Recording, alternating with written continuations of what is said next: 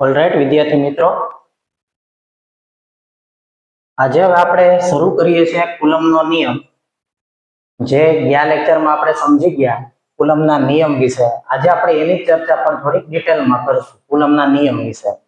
તો કુલમના નિયમમાં આપણે ગયા લેક્ચરમાં યાદ કરો તો શું વાત કરી હતી કે બે બિંદુઓ સ્થિર વિદ્યુતભાર વચ્ચે પ્રવર્તતું વિદ્યુત બળ વિદ્યુતભારના ગુણાકારના સમપ્રમાણમાં અને તેમની વચ્ચેના અંતરના વર્ગના વ્યસ્ત પ્રમાણમાં હોય. આ બળની દિશા બંને વિદ્યુતભારને જોડતી રેખાની દિશામાં હોય છે.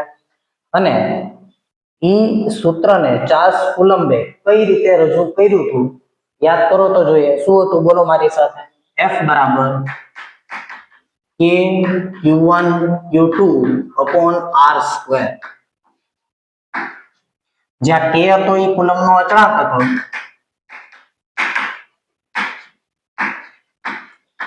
બોલો K ની કિંમત બોલો મારી સાથે 10 × 10⁹ એકમ બોલો ફટાફટ. ન્યૂટન મીટર સ્ક્વેર પર કિલોગ્રામ સ્ક્વેર.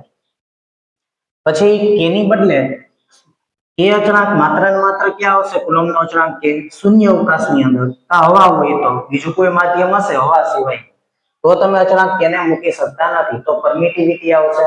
અને શૂન્ય અવકાશમાં જો K ન મૂકવા હોય, મારે એપ્સિલોન નોટ ના પદમાં સાદુરૂપ આપવું હોય તો હું આને આમ પણ લખી શકું. F બરાબર એની બદલે આપણે શું મૂકી શકીએ? 1/4 એપ્સિલોન નોટ. બોલવાનું મારી સાથે રાખો ચાલુ. Q1 Q2 upon R square.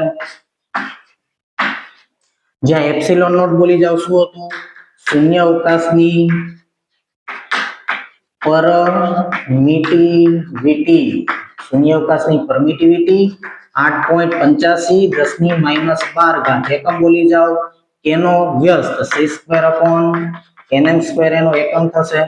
અને જો શૂન્ય અવકાશની બદલે બીજું કોઈ માધ્યમ હશે તો માની લો હું એને f' કહી દઉં તો આપણે શું લખતા હતા? શૂન્ય અવકાશની પરમિટિવિટી ના બદલે માધ્યમની પરમિટિવિટી ખાલી એપ્સિલોન Q1 Q2/r², જ્યાં એપ્સિલોન ની કિંમત માધ્યમ સાથે બદલાશે. ઓકે વિદ્યાર્થી મિત્રો, આટલી આપણે ચર્ચા કરી. હવે આજના લેક્ચરમાં આપણે જોવાનું છે કે શૂન્ય અવકાશ અને માધ્યમ બેમાં જો મેં બે વિદ્યુતભાર Q1 Q2 ને મૂક્યા છે, Q1 Q2 બંને વિદ્યુતભાર વચ્ચેનું અંતર આપણે r રાખી દીધું હતું. શૂન્ય અવકાશમાં હોય તો આટલું બળ લાગશે, કોઈ માધ્યમમાં હશે તો આટલું બળ લાગશે. તો બળમાં શું ફેર પડ્યો? બળ કેટલું હશે?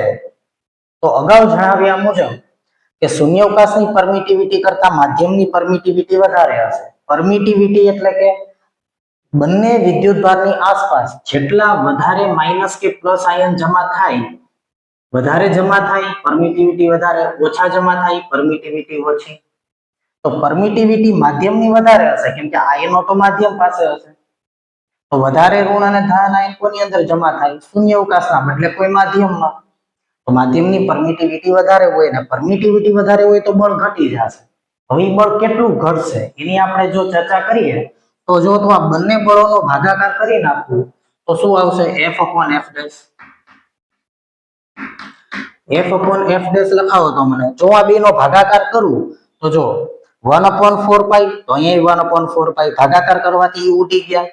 Q1 Q2 તો અહીંયા Q1 Q2 કેન્સલ થઈ જશે. R² તો અહીંયા R² ઈ પણ કેન્સલ થઈ ગયા. તો શું વધ્યું જો તો અહીંયા તો F એટલે શું આવશે? 1/ε. બાકી તો બધું ઉડી જશે અને અહીંયા આવી જશે 1/ અહીંયા એપ્સિલોન નોટ, અહીંયા એપ્સિલોન છેદનો છેદ અંશમાં આવી જશે. તો ε/ε નોટ. આ રાશિને શું વાંચવામાં આવે? અંશમાં છે માધ્યમની પરમિટિવિટી અને છેદમાં છે શૂન્ય અવકાશની પરમિટિવિટી. તો આને આપણે કઈ રીતે વાંચી શકીએ? વિચારો તો જોઈએ. અને આપણે વાંચવું હોય તો કઈ રીતે વાંચી શકાય? તો જો આને આપણે વાંચવું હોય તો એમ કહેવાય કે શૂન્ય અવકાશની સાપેક્ષમાં માધ્યમની પરમિટિવિટી. યાદ કરો તો તમે શું આમ અગાઉના ધોરણમાં તમારે જ્યારે વક્રી ગુણાંકનું સૂત્ર આવ્યું હતું તો તમે શું લખતા હતા? મ્યુ લખતા અથવા તો ઈટા લખતા C/V. તો આને શું લખતા? કે માધ્યમનો વેગ અને શૂન્ય અવકાશનો વેગ. તો માધ્યમની સાપેક્ષમાં શૂન્ય અવકાશનો વેગ. દાખલા તરીકે કોઈ પણ બે રાશિનો માની લો કે તમારે 100 માંથી 70 માર્ક આવ્યા હોય તો શું કહેવાય? 100 ની સાપેક્ષમાં 70 માર્ક. તો શૂન્ય અવકાશની સાપેક્ષમાં માધ્યમની પરમિટિવિટી એટલે કે એને સાપેક્ષ પરમિટિવિટી કહેવાય. Epsilon r relative permittivity. R એટલે રિલેટિવ પરમિટિવિટી.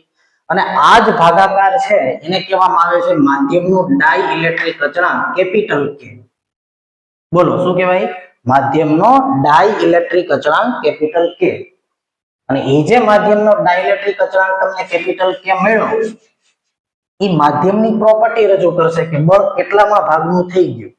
શૂન્ય અવકાશમાં જ્યારે બે વિદ્યુત ભારોને આર અંતરે મૂક્યા હતા એના બદલે બીજા કોઈ માધ્યમમાં જો બંને વિદ્યુત ભારને આર અંતરે મૂકી દઉં તો એ બળ કેટલામાં ભાગનું થઈ જશે એ આપણને આ અચળાંક કે રજૂ કરે છે.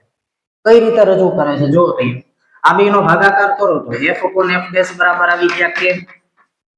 હવે f' ને કરતા બનાવો તો શું આવ્યું? તો f' ગુણ્યા k બરાબર f. તો f' બરાબર શું આવી ગયા? f/k. આનો મતલબ શું થયો વિચારો તો હવે. તો આનો મતલબ છોકરા એવો થયો કે બે વિદ્યુત ભારો શૂન્ય અવકાશમાં એકબીજાથી r અંતરે હતા ત્યારે એની વચ્ચે બળ f લાગતું હતું. જો તો અહીંયા f લાગતું હતું બળ. પણ જો હું ઈ બેને k ડાઇલેક્ટ્રિક અચળાંક વાળા માધ્યમમાં મૂકી દઉં તો હવે બંને વિદ્યુત ભાર વચ્ચે જે બળ પહેલા લાગતું હતું એની કરતા હવે બળ કેમાં ભાગનું થઈ જશે. યાદ રાખજો બળ છે કેમાં ભાગનું થઈ જશે? કે એટલે માધ્યમનો ડાઇઇલેક્ટ્રિક અચળાંક. થોડી ચર્ચા કરીએ ડાઇલેક્ટ્રિક અચળાંક કે ઉપર. કે વિષય તમને પૂછી શકે ડાઇલેક્ટ્રિક અચળાંક વિશે. તો જો ડાઇલેક્ટ્રિક અચળાંક કે પહેલી વસ્તુ તો તમે આ ભૂલ કરશો. ડાઇલેક્ટ્રિક અચળાંક કે અને કુલમ્બનો અચળાંક કે. કુલમ્બનો અચળાંક સ્મોલ કે છે જે એની કિંમત 9 × 10⁹ ન્યૂટન મીટર સ્ક્વેર પર કુલમ્બ સ્ક્વેર. જ્યારે ડાઇલેક્ટ્રિક અચળાંક કે છે ઈ માધ્યમનો ડાઇલેક્ટ્રિક અચળાંક કે છે એની કિંમત 9 × 10⁹ નહીં હોય. બીજું કે આને એકમ છે. જો આને કોઈ એકમ ન હોય. શું કામ એકમ ન હોય? અંશમાં પરમિટિવિટી છેદમાં પરમિટિવિટી અહીં કેન્સલ કરી નાખશે એકબીજાનો. તો એક તો આને કોઈ એકમ ન હોય એ આ કે નથી. યાદ રાખજો ઘણા વિદ્યાર્થીઓ આવી ભૂલ કરી નાખશે. કે એટલે 9 × 10⁹. આ કે કુલમ્બ અચળાંક છે અને આ કેપિટલ કે છે ઈ સાપેક્ષ પરમિટિવિટી છે, ડાઇલેક્ટ્રિક અચળાંક છે. અને બીજી વસ્તુ મેં ઈ સમજાવી હતી કે એપ્સિલોન નોટ કરતા એપ્સિલોન ની કિંમત વધારે જ હશે અને એપ્સિલોન ની કિંમત વધારે હશે તો વિચારો કે ની કિંમત હંમેશા 1 કરતા વધારે જ મળશે. અને તેથી અહીંયા ઓવરઓલ હવા માટે અથવા તો શૂન્ય અવકાશ માટે k બરાબર 1 થશે. કેમ કે હવા કે શૂન્ય અવકાશ માટે પરમિટિવિટી એપ્સિલોન નોટ જ હોય તો અંશમાં અને છેદમાં એપ્સિલોન નોટ એટલે 1 થઈ ગયો. પણ માની લો કે કોઈ ડાઇલેક્ટ્રિક દ્રવ્ય હોય તો ડાઇલેક્ટ્રિક તમામ દ્રવ્ય માટે તમે જોશો જ્યારે દાખલા ગણશો ત્યારે કે એની કિંમત હંમેશા 1 કરતા વધારે જ હશે. અને યાદ રાખજો ધાતુ માટે k બરાબર આવશે ઇન્ફિનિટી. આવું શું કામ એ તમને ખ્યાલ આવશે આગળ ભણતા. પણ આ ત્રણેય પ્રશ્નો તમને પૂછી શકાય. હવા માટે k 1, ડાઇલેક્ટ્રિક દ્રવ્ય માટે k ઇઝ મોર ધેન 1 અને ધાતુ માટે k is equal to infinity. આવી રીતે આપણે અહીંયા રજૂઆત કરી છે. યાદ રાખજો. અને બીજી વાત શું સમજાવી તમને કે k ડાઇલેક્ટ્રિક અચળાંક વાળા માધ્યમમાં છોકરાઓ શેમાં k ડાઇલેક્ટ્રિક અચળાંક વાળા માધ્યમમાં બળ જે શૂન્ય અવકાશમાં બળ લાગતું હતું એની કરતા કેટલામાં ભાગનું થઈ ગયું? k માં ભાગનું થઈ ગયું.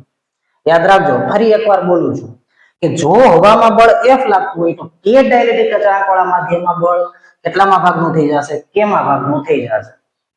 ફોર એક્ઝામ્પલ એક લઈ લઈએ આપણે કે ભાઈ માની લો કે આ બંને વિદ્યુત ભાર છે એને મેં હવામાં રાખ્યા તો બે વચ્ચે બળ કેટલું લાગશે? તો કે બળ આટલું લાગશે 1/4πε0 q1 q2/r².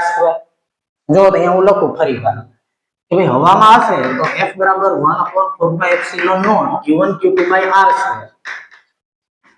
હવે જો એને k ડાઇલેક્ટ્રિક અચળાંક વાળા માધ્યમમાં મૂકી દઉં k ડાઇલેક્ટ્રિક અચળાંક વાળા માધ્યમમાં માની લો કોઈને મૂકી દઉં તો હવે બળ કેમાં ભાગનું થઈ જશે? ક્યાંથી આવ્યું? તો કે અહીંયાથી આવ્યું. હાલો f/k થઈ જશે. હવે f/k એટલે શું?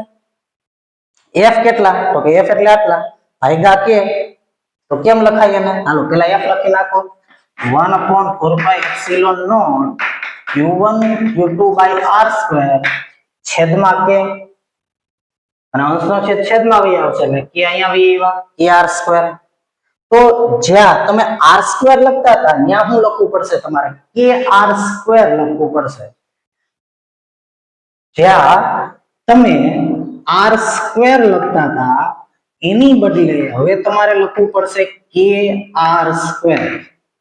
આ નવું અંતર થઈ ગયું તમારા માટે કે કેમ જાણે બંને વિદ્યુતભાર વચ્ચે કે આર સ્ક્વેર જેટલું અંતર હોય એવી રીતે વર્તે માધ્યમની અંદર. એટલે કે માની લો કે અને કે ની કિંમત 1 કરતા વધારે હશે.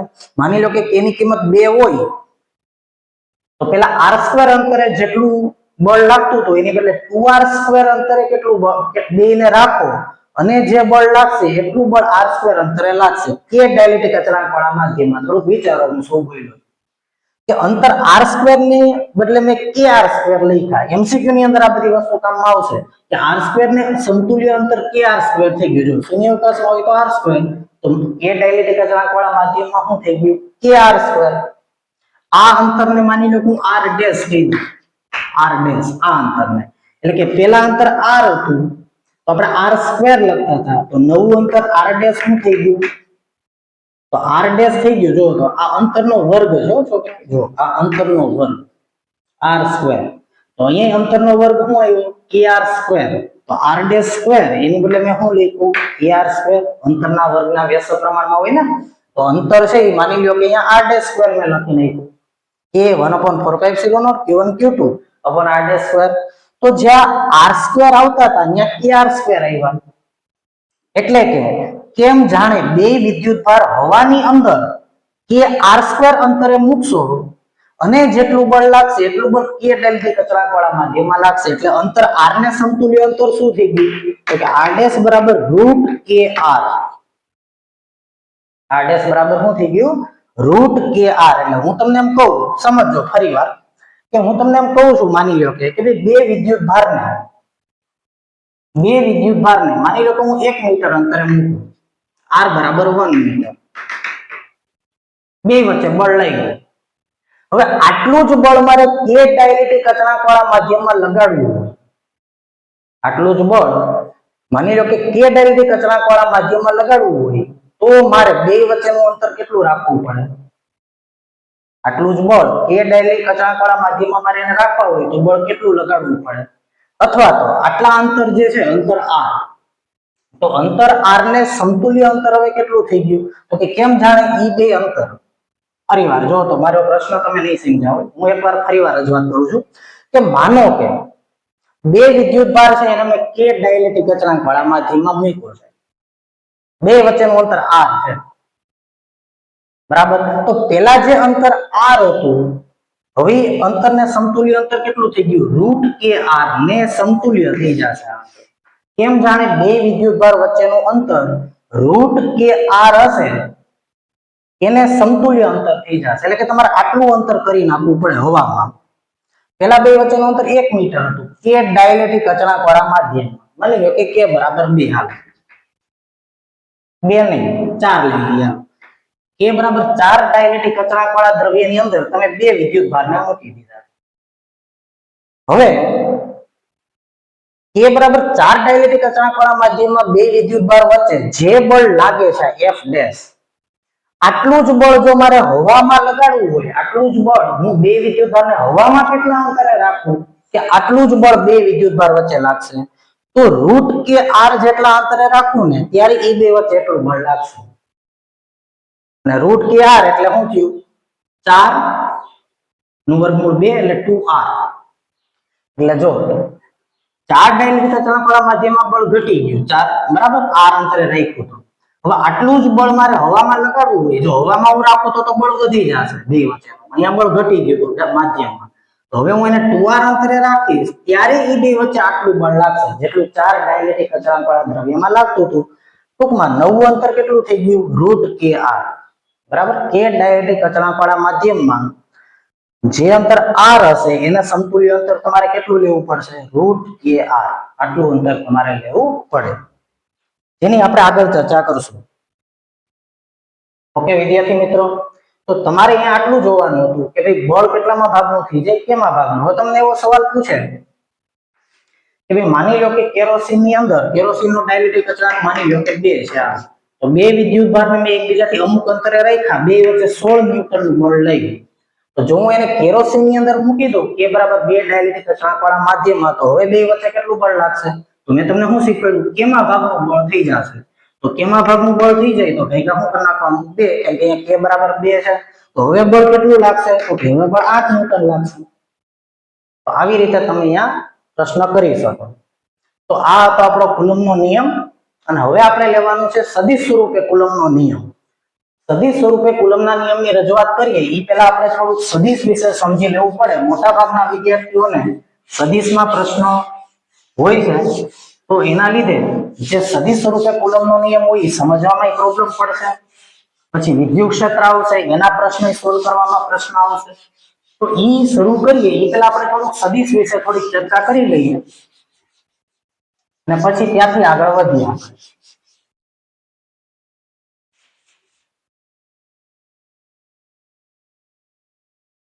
ચાલો જો તો પેલા આપણે સદિશ વિશે થોડીક ચર્ચા કરી લઈએ.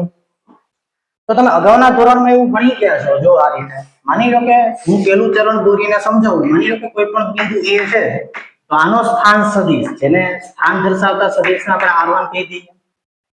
તો R1 છે એ સ્થાન સદિશ છે. માની લો કે આના અહીંયા હું કહી દઉં x1 y1. તો બોલો હાલો R1 ને શું લખી શકાય?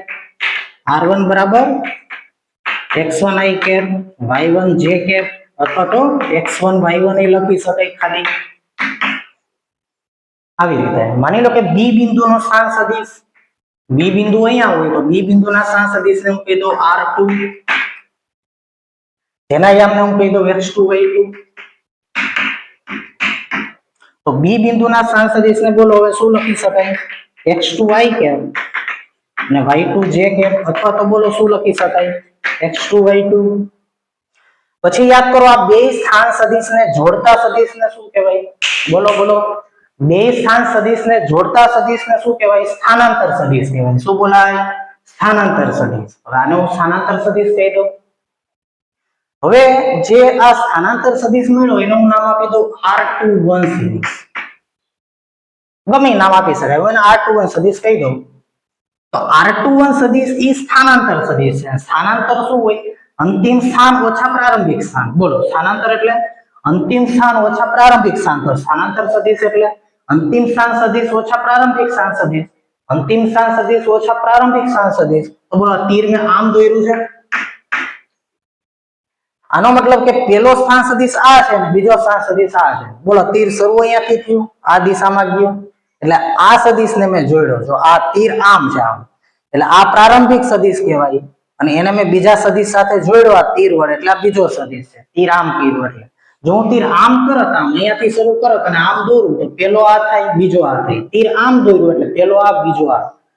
તો આ સ્થાનાંતર સદિશ છે. તો સ્થાનાંતર સદિશ એટલે અંતિમ સ્થાન સદિશ માઈનસ પ્રારંભિક સ્થાન સદિશ. તો R21 સદિશ શું થશે?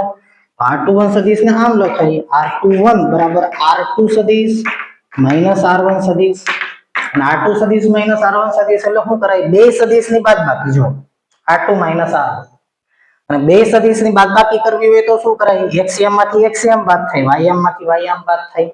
તો એને આમ લખી શકાય x2 માઈનસ x1 ને y2 માઈનસ y1, અથવા તો x2 minus x1 i cap plus y2 minus y1 j cap. અને એનાથી ઊંધું વિચારો કે જો મેં સદિશ આમ દોર્યો હોત તો. હાલો હવે તમે આવડવું જોઈએ. બોલો શું લખું R12 ને? આ સદિશને હું કીધું R12 સદિશ. તો R12 સદિશ બરાબર થાય R1 સદિશ માઈનસ R2 સદિશ. શું કામ? એને જો તો તીર અહીંયાથી શરૂ થયું, અહીંયા પૂરું થયું, એટલે અંતિમા પ્રારંભિકા. તો અંતિમ સ્થાન સદિશ માઈનસ શું કર્યું મેં? પ્રારંભિક સ્થાન સદિશ. અંતિમ સ્થાન સદિશ માઈનસ પ્રારંભિક સ્થાન સદિશ. હાલો બાદબાકી કરાવો તો શું આવશે? x1 minus x2 i cap plus y1 minus y2 j. આવી રીતે તમે સાદુરૂપ આપી શકો. હવે તમારે જો આનું મૂલ્ય શોધવું હોય તો કઈ રીતે મળે? આ મહત્વની વસ્તુ છે. બોલો સ્થાનાંતર સદિશનું મારે મૂલ્ય જોતું હોય તો ચલો આપણે આનું મૂલ્ય મેળવીએ.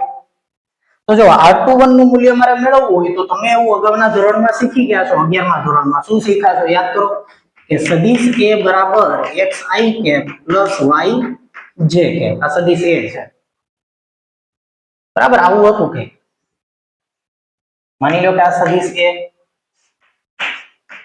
બોલો એનો x અક્ષ ઉપરનો ઘટક એને શું કહેતા? ax, y ઉપરના ઘટકને શું કહેતા ay, તો xi કેપ yj કેપ એટલે એનું x મૂલ્ય y મૂલ્ય હતો, તો આવી રીતે લખી નાખીએ આપણે axi કેપ ને ay j કેપ. તો આનું મૂલ્ય કઈ રીતે મળતું હતું આપણને, જો તો આ ay એટલે આ મૂલ્ય ay જ હશે, તો પાયથાગોરસ પ્રમાણે √x² + ay², તો mod of a બરાબર √ax² + ay². પછી યાદ કરો એકમ સદિશ. એકમ સદિશ એટલે શું? એક મૂલ્યનો સદિશ. સદિશ એની દિશામાં આવતો અને એક એકમ લંબાઈના સદિશને કહેવાય એકમ સદિશ, કે જેનું મૂલ્ય 1 એકમ હશે. તો ચલો એકમ સદિશ મેળવો તો અહીંયા કઈ રીતે આવે, તો એકમ સદિશ એટલે કે n કેપ બરાબર સદિશ a અથવા તો n કેપ આવું તમે બોલતા, સદિશ a ભાગ્યા એનું મૂલ્ય કરો તો શું આવશે, axi cap ayj cap upon √ax² + ay². આવું જ કોના માટે કરી શકીએ આપણે, r21 માટે. r21 માટે આમ જ લખાવો મને, ચાલો તો સદિશ r21 બરાબર શું છે, ફરીવાર હું લખી નાખું, બોલો મારી સાથે, x2 - x1 i cap + y2 - y1 j cap. તો બોલો આનું મૂલ્ય કેમ મેળવવું, મારી સાથે બોલો.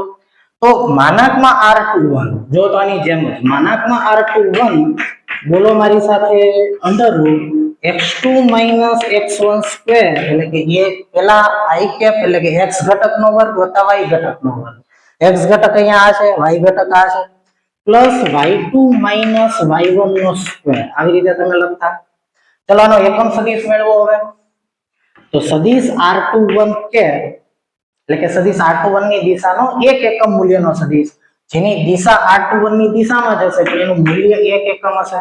તો સદિશને તેના મૂલ્ય વડે ભાગવું એટલે એકમ સદિશ મળે. અગાઉ શીખવાડ્યું સદિશ r21 લખો તોય ચાલે, માત્ર મૂલ્યને, બરાબર.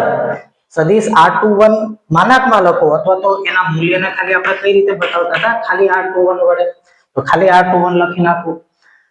બોલો r21 સદિશ એટલે x2 - x1 i cap y2 - y1 j cap છેદમાં એનું મૂલ્ય √x2² - x1² y2² y2 - y1². આવી રીતે લખી શકીએ આપણે. આ એકમ સદિશ થયો. આવી જ રીતે મને તમે r12 નો એકમ સદિશ લખાવો તો શું આવશે, ઓકે ચલો અહીંયાથી આપણે r21 જોઈ લઈએ, બરાબર. r12 આમ હતા, વિરોધી સદિશ એનો વિરુદ્ધ દિશામાં, એટલા જ મૂલ્યનો પણ એની વિરુદ્ધ દિશાનો સદિશ, બરાબર. આ તો r12 સદિશ, અને વિરોધી સદિશને આપણે આવી રીતે બતાવી શકીએ, એ પણ તમને નોલેજ હોવું જોઈએ. r12 અને r12, બરાબર. r21 સદિશ એના બરાબર -r12 સદિશ. શું કામ, કેમ કે આ સદિશ આમ છે ને આ સદિશ આમ, બે સમાન મૂલ્યના છે, વિરુદ્ધ દિશામાં છે, આગળ માઈનસ સાઈન મૂકવી પડે. પણ બેના મૂલ્યો સરખા જ હોય. જો આ લંબાઈ અહીંયાથી માપો કે આ લંબાઈ અહીંયાથી માપો, બે લંબાઈ સરખી જ છે. એટલે સ્થાનાંતર સદિશ આમ હોય કે આમ હોય, સ્થાનાંતર સદિશ તો સરખો જ આવશે અહીંયા, જો બે કેસમાં, બરાબર છે. તમે a થી b પોઈન્ટ પાસે જાઓ કે b થી a પોઈન્ટ પાસે આવો, સ્થાનાંતર તો એટલું જ કર્યું તમે, લંબાઈ તો એટલી જ રહેશે, બરાબર. કોક a થી b નું અંતર માપે ને બીજો વ્યક્તિ b થી a નું અંતર માપે, બે અંતર સરખા જ થાય, એટલે એનું મૂલ્ય સરખું હોય, પણ બેની દિશા અલગ અલગ છે. જો અહીંયા વિરોધી સદિશમાં, એટલે તમે આમે લખી શકો મૂલ્ય બેના સરખા, તો r12 બરાબર શું થાય, r21 બરાબર r12 સદિશ. યાદ રાખજો ખાસ કે બેના મૂલ્યો સરખા હોય. મૂલ્ય લખવા હોય તો r21 હોય એને તમે r12 લખી શકો, r21 ને તમે r12 લખી શકો, પણ સદિશ સ્વરૂપે લખો તો બેના મૂલ્યો સરખા છે પણ દિશા વિરુદ્ધ છે, માટે મારે ત્યાં માઈનસ સાઈન કરવી પડે. ફરીવાર સદિશ સ્વરૂપે લખો તો આપણે માઈનસ સાઈન, મૂલ્ય સ્વરૂપે લખો તો માઈનસ સાઈન કરવાની જરૂર નથી, કેમ કે મૂલ્ય સરખા જ આવશે. જો તો આપણે અહીંયા લખીએ હવે,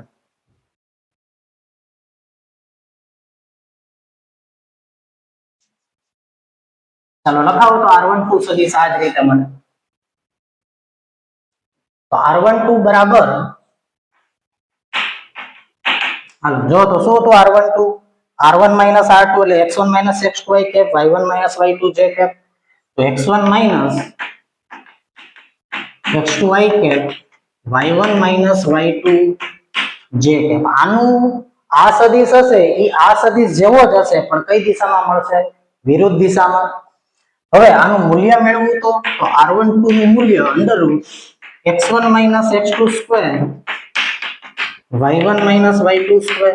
જોઈએ આ મૂલ્ય કે આ મૂલ્ય બે મૂલ્યો સરખા જ આવે. x2 માઇનસ x1 કે x1 માઇનસ x2 પર વર્ગ છે એટલે માઇનસ હશે પ્લસ થઈ જશે. અહીં એમ જ થશે બેના મૂલ્યો સરખા મળશે. જોઈએ દિશા અલગ અલગ હોય. અને હવે આપણે એનો એકમ સદિશ મેળવી લઈએ r12 કેપ. r12 કેપ બરાબર સદિશ r12 ભાગ્યા r12 એટલે કે x1 minus x2 i cap અને y1 minus y2 j cap છેદમાં under root x1 minus x2 square બોલો મારી સાથે y1 માઇનસ y2 સ્ક્વેર. આવી રીતે ત્રણ વસ્તુ અહીંયા મેળવી, ત્રણ વસ્તુ મેં અહીંયા મેળવી. જો r12 અને r21 સદિશ માટે હવે આમાં જોવાની ખૂબી ઈ છે આપણી કે સદિશ r12 અને સદિશ r21 બે વિરોધી સદિશ છે. તો r12 બરાબર શું થાય માઇનસ r21 સદિશ. બીજું કે r12 ઈ મૂલ્ય છે તો મૂલ્ય તો બેના સરખા જ છે, દિશા અલગ અલગ છે માટે માઈનસ સાઇન આવશે. અને એકમ સદિશ એ બેના વિરુદ્ધ આવશે કેમ કે એકનો એકમ સદિશ r12 ની દિશામાં છે તો બીજાનો એકમ સદિશ r21 ની દિશામાં છે. તો એકમ સદિશ નહીં આમ લખાય r12 સદિશનું મૂલ્ય એક હશે, r21 નું મૂલ્ય એક જ હશે, પણ આની દિશા અને આની દિશા પરસ્પર વિરુદ્ધ હશે એટલે આગળ કઈ સાઇન કરવી પડે માઈનસ સાઇન. તો આ વસ્તુની તમને આટલી ખબર પડવી જોઈએ તો જ તમને કુલમનો નિયમ સદિશ સ્વરૂપે ખ્યાલ આવે. આની વિના તમે કુલમનો નિયમ સમજી શકો નહીં. તો ઇન શોર્ટ મેં તમને શું સમજાવ્યું કે બે વિરોધી સદિશ હોય તો એના મૂલ્યો સરખા હોય, દિશા અલગ અલગ હોય તો સદિશ સ્વરૂપે લખો તો આગળ માઈનસ સાઇન કરવી પડે, એના એકમ સદિશ આગળ માઈનસ સાઇન કરવી પડે, પણ બેના મૂલ્ય કેવા મળશે મૂલ્ય તો બેના સરખા જ મળશે. હજી આપણે સદિશમાં થોડુંક સમજીએ ડિટેલમાં, બીજી વસ્તુઓની પણ ચર્ચા કરીએ. તો એમાં આપણે અહીંયા જોઈ શકીએ સદિશની અંદર તમે એવું અગાઉના ધોરણમાં ભણી ગયા 11મા ધોરણની અંદર કે કોઈ પણ સદિશ હોય, માની લો કે આ સદિશ છે અને આ સદિશ બી. જો આ બે સદિશના તમે મૂલ્ય જાણતા હોય, દાખલા તરીકે સદિશ એ એના બરાબર હું તમને કીધું 10 એકમ અને સદિશ બી બરાબર છે માની લો કે 6 એકમ. તો આ બંને સદિશ વચ્ચેનો ખૂણો માની લો કે થીટા બરાબર હું લઈ લઉં 37 ડિગ્રી. તો બંને સદિશનો પરિણામી સદિશ શું? તો બંને સદિશનો પરિણામી સદિશ મેળવવા માટે તમે સમાંતર બાજુ ચતુષ્કોણ બનાવતા હતા અને સમાંતર બાજુ ચતુષ્કોણ બનાવી અને આ જે સદિશ મળશે a અને b નો પરિણામી સદિશ એટલે કે a + b થાય. આવું તમે કરતા હતા, યાદ કરો તમે. તો સદિશ a અને સદિશ b બેના મૂલ્યો ખબર છે, બે સદિશ વચ્ચેનો ખૂણો ખબર છે, તો પરિણામી સદિશ આપણે સીધો મેળવી લેતા હતા. બોલો આ સદિશનો હું r કહી દઉં તો સદિશ r બરાબર શું કરાય તો કે r બરાબર √ a square b square 2ab cos θ. આવી રીતે a square b square 2ab cos θ. a square એટલે જો તો કેટલા છે 10 લીધા છે એટલે 136 2ab. ab એટલે 60 અને 120 અને cos 37. તો cos 37 કઈ રીતે મળે ખબર ન પડતી હોય તો આ રીતે કાટકોણ ત્રિકોણ દોરી નાખવાનો, નાની બાજુને 3 કહી દેવાનું, મોટી બાજુને 4 કહી દેવાનું, તો કર્ણ પાયથાગોરસ પ્રમાણે 5 આવશે. 4 ની સામેનો ખૂણો કેટલો થાય 53 અને 3 ની સામેનો ખૂણો કેટલો થાય 37. આ રીતે કાટકોણ ત્રિકોણ બનાવવાનો.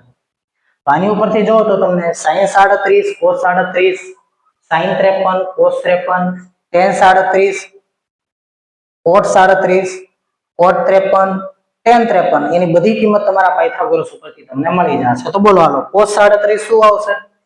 તો cos 37 એટલે cos ની પાસેની બાજુ ભાગ્યા કર્ણ 4/5. જો તો આવી રીતનું સાદુરૂપ આવ્યું. અને 24 પંચા 120 ને 24 ચોકુ 96 તો 136 પ્લસ અહીંયા આવી ગયા 96 વત્તા 36 એટલે 190 220 230 232 વર્ગમૂળમાં કેટલા આવી ગયા 232 તો આ આપણો પરિણામી સદિશનું મૂલ્ય મળે. બીજી વસ્તુ યાદ રાખજો, જો બંને સદિશો સમાન મૂલ્યના હશે તો પરિણામી સદિશ એના કોણ દ્વિભાજકની દિશામાં છે.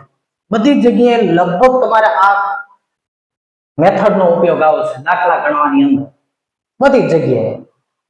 બરાબર, તો જો તો આ બે સદિશો હોય, બે સદિશ સરખા હોય તો પરિણામી સદિશ એક્ઝેક્ટલી વચ્ચેથી પસાર થશે. દાખલા તરીકે હું તમને એમ કહું એક સદિશ આ છે a, બીજો સદિશ b છે. બે સદિશના મૂલ્યો સરખા હોય તો પરિણામી સદિશ એક્ઝેક્ટલી વચ્ચેથી પસાર થાય આ રીતે.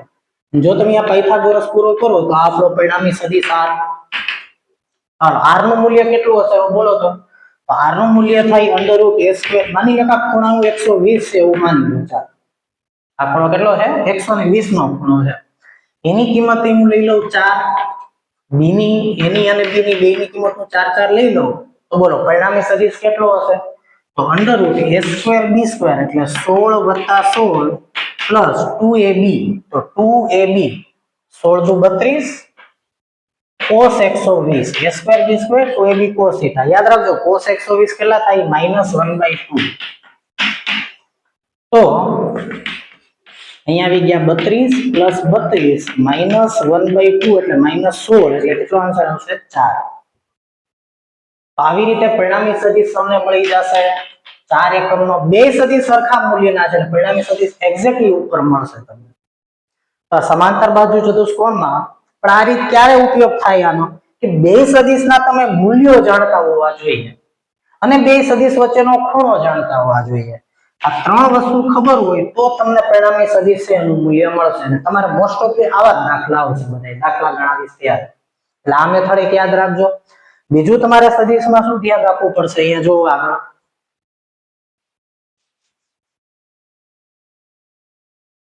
ક્યારેક ક્યારેક તમારે બેઝિક રીતની પણ જરૂર પડે, પણ એવું બહુ ઓછા કેસમાં થશે. અહીંયા જો તો મોસ્ટ ઓફ તમારે આ જ મેથડની જરૂર પડશે.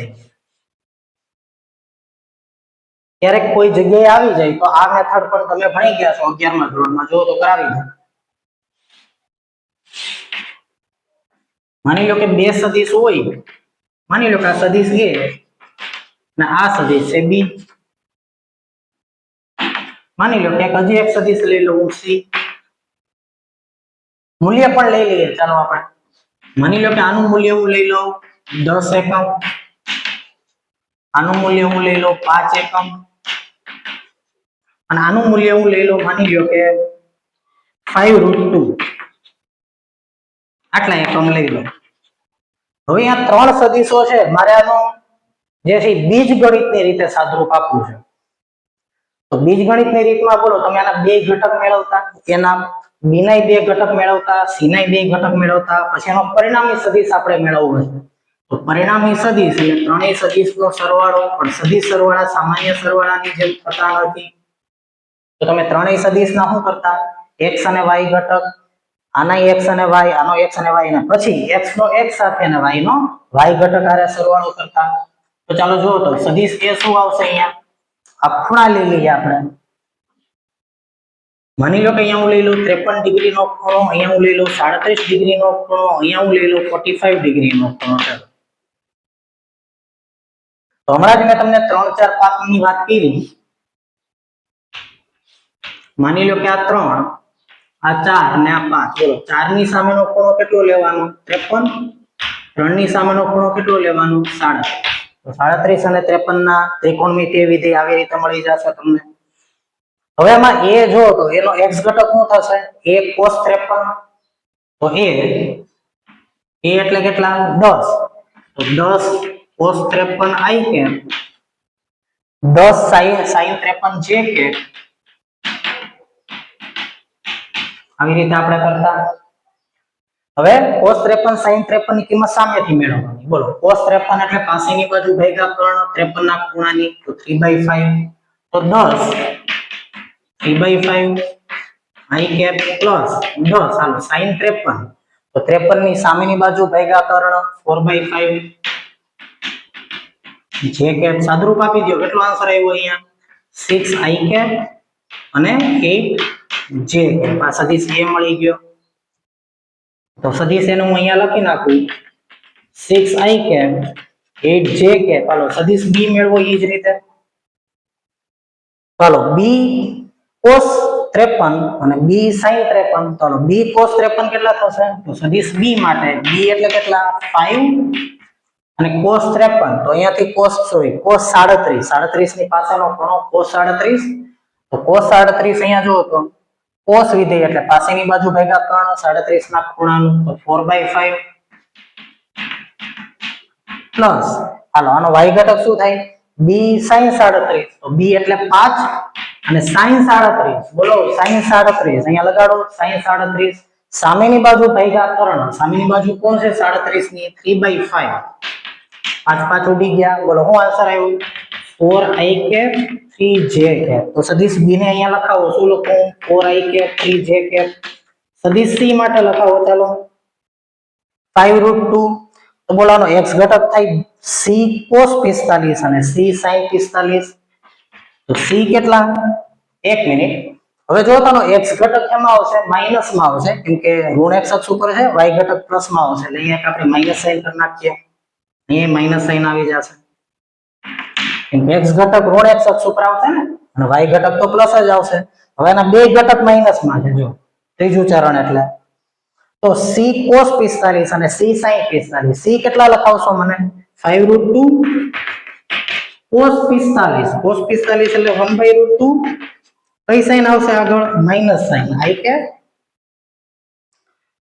માઈનસ 5√2 એટલે કે c sin 45 તો sin 45 એટલે 1/√2 જો તો અહીંયા √2 કેન્સલ થઈ ગયા તો -5i કેપ -5j કેપ આ સદિશ c મળી ગયો જો તો abc ત્રણેય સદિશ મળી ગયા હવે તમારે આનો પરિણામી સદિશ મેળવવો હોય તો શું કરતા તો કે ત્રણેયનો સરવાળો કરી નાખો તો આપણે ત્રણેયનો સરવાળો કરીએ એ જ આપણો પરિણામી સદિશ થાય તો પરિણામી સદિશ r બરાબર લખાવો મને x નો x ઘટક r અને y નો y ઘટક r સરવાળો થાય 6 - 4 એટલે 2 અને -5 એટલે 2 અને -5 એટલે -3i કે હાલો y ઘટક લખાવો મને 8 ને 3 11 11 - 5 એટલે 6 તો 6j કેપ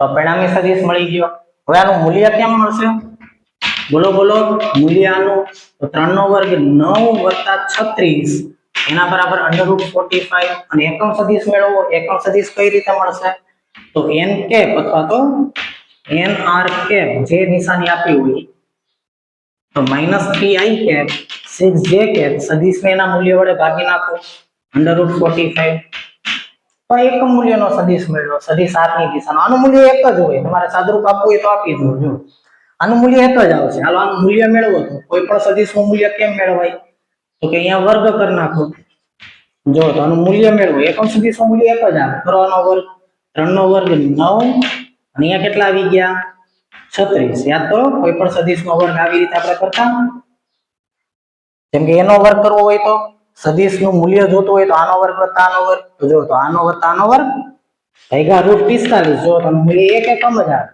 મૂલ્ય હંમેશા એક એકમ જ હોય એકમ સદિશનું મૂલ્ય બરાબર તો સદિશ બેઝિક રીતે મેં તમને પરિણામી સદિશ મેળવતા શીખવાડ્યો એનો એકમ સદિશ મેળવતા શીખવાડ્યો આટલી બધી ચર્ચા કરી દિશા મેળવવી હોય તો શું કરી શકાય તો tan θ બરાબર y m ના છેદમાં xm બોલો 6/3 એટલે કેટલો આન્સર આવી ગયો 6/3 y m ના છેદમાં xm એટલે 2 tan θ બરાબર તો θ બરાબર tan ઇન્વર્સ અહીં આવી ગયા q અને કયા ચરણમાં આટલો ખૂણો બનાવશે tan θ તો જો તો xm માઈનસ છે અને ym કેવો છે પ્લસ તો xm માઈનસ અને ym પ્લસ હોય તો કયું ચરણ આવશે બીજું ચરણ બીજા ચરણમાં આટલો ખૂણો બનાવશે ઓકે તો આવી રીતે આપણે બેઝિક રીત મેં તમને કરાવી સમાંતર બાજુ ચતુષ્કોણની રીત કરાવી કુલમના નિયમમાં જો કેમાં કે જેટલા ડાયાગોનલ અચળાંકવાળા માધ્યમમાં જો તમે બે વિદ્યુતભારને મૂકી દો તો બળ કેમાં ભાગનું થઈ જશે